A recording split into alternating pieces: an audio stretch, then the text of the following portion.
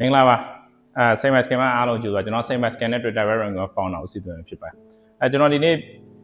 စပိန်လေးတစ်စီးပြပေးခြင်းတယ်ပေါ့နော်ဒါကကျွန်တော် customer pre order မှာထားတာစပိန်က size အကြီးဖြစ်နေတယ်အားပေးထားတဲ့ pre order နဲ့အားပေးထားတဲ့ customer ကျွန်တော်နှစ်စီးအားပေးထားပါဘောနော်ပထမတစ်စီးကကျွန်တော်ပို့လိုက်ပြီကိုပြည့်ဖြိုးထုံးဖြစ်ပါတယ်ကျွန်တော်ပဲနွယ်ကုန်မျိုးပါဘောနော်အဲ့တော့သူဘာဘိန်းလေးမှားထားလဲဆိုတဲ့ဥစ္စာကိုကြည့်တာဒါရှောင်းနေကြသမယိုးကြဘိန်းနေနေတော့မတူဘူးပေါ့နော်အဲ့တော့ဘာဘိန်းလေးဖြစ်မလဲဆိုတာကျွန်တော်ကြည့်လိုက်ရဒီကောင်လေးကဒါ Twitter Gravel V3 ကိုကျွန်တော် hybrid ပုံစံမျိုးပေါ့နော် hybrid ပုံစံမျိုးဖြစ်မယ်ဒါလက်ကင်ဒီမှာအတန်းနေပါတယ်သူ stamp နေပါဆိုတော်တော်မိုက်တယ်ဒီနားလောက်ထိပဲကျိုးမြင်အောင်ဒီလိုမျိုးပြီး stamp နေပါဆိုတော်တော်မိုက်တယ်ပေါ့နော်ထုတ်ထားတဲ့ပုံစံလေးဒါသူ့ရဲ့ hydraulic display တွေပေါ့နော်ဒါက Twitter Gravel V3 ရဲ့ကျွန်တော်ဒါ carbon frame carbon foil design ဖြစ်တယ်နောက်ရှေ့ကကျွန်တော်ဒီမှာhologram ဖြစ်မှာပေါ့နော် Cynic hologram ပြီးတော့ဒီမှာထူးခြားချက်ကကျွန်တော် customer ဒါ113ကျွန်တော်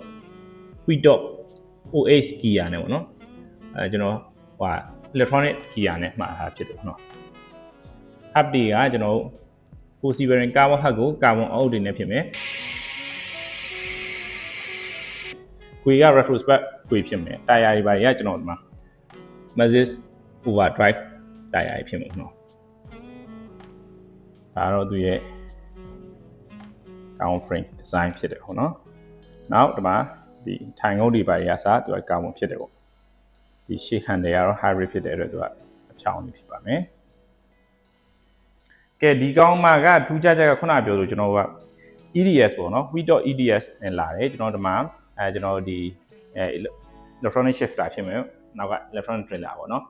ဒီကောင်wireless ပေါ့နော် Bluetooth gear ပုံစံမျိုးနဲ့အဲ့တော့ကျွန်တော်ဒီမှာချိန်လိုက်တာနဲ့ကျွန်တော်ဒီမှာဒီဥစ္စာလေးကိုချိန်လိုက်တာနဲ့ကျွန်တော်ဒီမှာချိန်မယ်ပေါ့နော်ဒီဥစ္စာလေးကိုနှိပ်လိုက်တာနဲ့ကျွန်တော် gear အတက်ဆင်းရနေသွားတာပေါ့ဒီကောင်က